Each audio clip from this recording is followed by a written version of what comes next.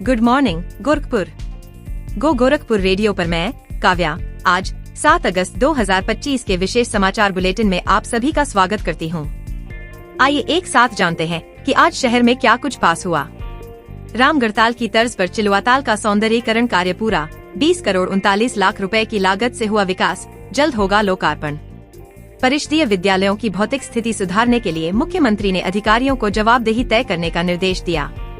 कक्षा 1 से 12 तक के छात्रों के लिए पेन परमानेंट एजुकेशन नंबर अनिवार्य, इसके बिना नहीं मिलेगा प्रवेश। जमीन विवाद में गौरीशंकर तिवारी की हत्या के दोषी ओम प्रकाश तिवारी को आजीवन कारावास और 25,000 रुपए का अर्थदंड। बिजली विभाग ने बकायादारों पर शिकंजा कसा, 47 कनेक्शन काटे और 8 लाख से अधिक की वसूली की। सरयू नदी का जलस्तर बढ़ने से घाटा बाजार क्षेत्र में बाढ़ की स्थिति बनी, स्थानीय लोगों ने सिंचाई विभाग पर लगाए लापरवाही के आरोप। भटहट सामुदायिक स्वास्थ्य केंद्र में 17 टीबी मरीजों को निक्षय मित्र द्वारा पोषण किट प्रदान की गई। तो चलिए अब इन खबरों को विस्तार से जानते हैं। सबसे पहले बात करते हैं शहर के विकास और पर्यटन की। मुख्यमंत्री योगी आदित्यनाथ के विजन के अनुरूप गोरखपुर का चिलवाताल अब एक प्रमुख पर्यटन स्थल के रूप में विकसित किया जा रहा है। रामगढ़ताल की तर्ज पर हो रहे इस सौंदर्यीकरण परियोजना पर 20 करोड़ 39 लाख रुपए खर्च किए जा रहे हैं, जिसका लगभग 98% काम पूरा हो चुका है। इस परियोजना में 570 मीटर का फुटपाथ, 70 मीटर घाट की सीढ़ियां, सोलर लाइट, दुकानें, शौचालय और फीडिंग रूम जैसी बुनियादी सुविधाएं शामिल हैं। मुख्यमंत्री जल्द ही इसका लोकार्पण करेंगे। अब बात करते हैं शिक्षा और स्वास्थ्य के क्षेत्र में हो रहे सुधारों और चुनौतियों की। शैक्षणिक वर्ष 2024-25 से कक्षा 1 से 12 तक के सभी विद्यार्थियों के लिए पेन परमानेंट एजुकेशन नंबर अनिवार्य कर दिया गया है। यह नंबर सरकारी योजनाओं का लाभ उठाने और एक स्कूल से दूसरे स्कूल में प्रवेश के लिए आवश्यक है। पेन नंबर के बिना किसी भी छात्र को प्रवेश नहीं दिया जाएगा। राजस्थान के झालावाड़ में स्कूल भवन गिरने की घटना के बाद उत्तर प्रदेश सरकार ने भी जर्जर स्कूल भवनों की पहचान करने के निर्देश दिए हैं। गोला ब्लॉक से 50 ऐसे स्कूलों की सूची शासन को भेजी गई है, जिनमें दीवारों में दरारें और छतों से पानी टपकने जैसी समस्याएं हैं।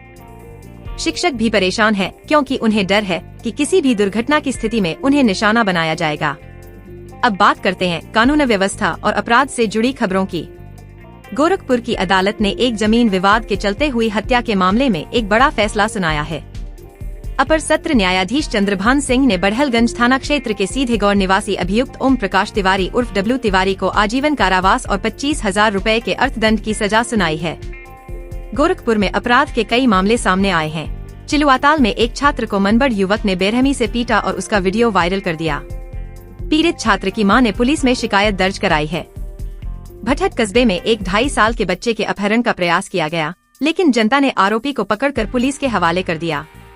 चौरी चौरा थाना क्षेत्र की एक युवती के साथ शादी का झांसा देकर 3 साल तक शारीरिक शोषण करने का मामला सामने आया है। पुलिस ने युवती की तहरीर के आधार पर युवक, उसकी मां और पिता के खिलाफ मुकदमा दर्ज किया है। एक महिला ने अपने ससुराल वालों पर दहेज की मांग पूरी न करने पर मारपीट और प्रताड़ना का आरोप लगाते हुए मुकदमा दर्ज कराया है। वित्तीय धोखाधड़ी के भी कई मामले सामने आए हैं। लाइफ डायग्नोस्टिक सेंटर का एक कर्मचारी 2,25,000 रुपए की धोखाधड़ी करके फरार हो गया है।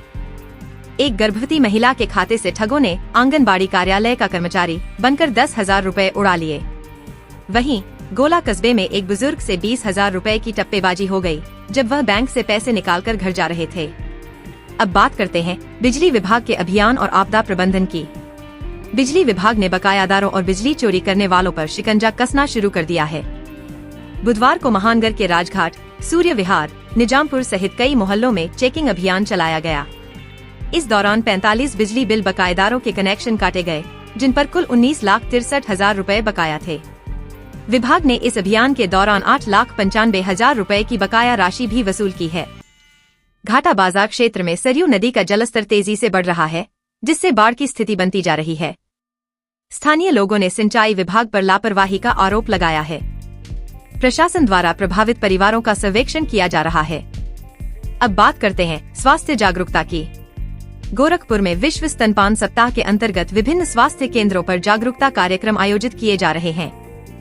विशेषज्ञों ने जन्म के पहले घंटे के भीतर स्तनपान शुरू करने और 6 महीने तक केवल स्तनपान कराने की सलाह दी है, क्योंकि यह कुपोषण और मृत्यु दर को कम करने में सहायक है। इसके अलावा भटहट सामुदायिक स्वास्थ्य केंद्र में 17 टीबी मरीजों को निक्षय मित्र द्वारा पोषण किट प्रदान की गई। जिला क्षय रोग के नोडल अधिकारी डॉक्टर नंदलाल कुशवाहा की पहल पर शुरू की गई इस योजना का उद्देश्य मरीजों को पोषण और मानसिक सहायता प्रदान करना है। आज के समाचारों में बस इतना ही। अगले बुलेटिन में फिर मुलाकात होगी कुछ और जरूरी खबरों के साथ। अपना ध्यान रखिएगा। नमस्कार। गो गोरखपुर रेडियो, शहर की हर खबर सीधे आप तक। हे दोस्तों, कैसे हैं आप? गोरखपुर की हर बड़ी खबर से अपडेट रहना चाहते हैं? तो अभी गो गोरखपुर रेडियो को सब्सक्राइब करें। यहां आपको मिलेंगे सुबह और शाम के ताजा न्यूज बुलेटिन, साथ ही शहर से जुड़ी हर जरूरी जानकारी के पॉडकास्ट। अब खबरों और सूचनाओं से अपडेट रहना हुआ और भी आसान। तो इंतजार किस बात का? अभी लाइक और सब्सक्राइब करें। गो गोरखपुर रेडियो, आपका अपना शहर, आपकी अपनी आवाज।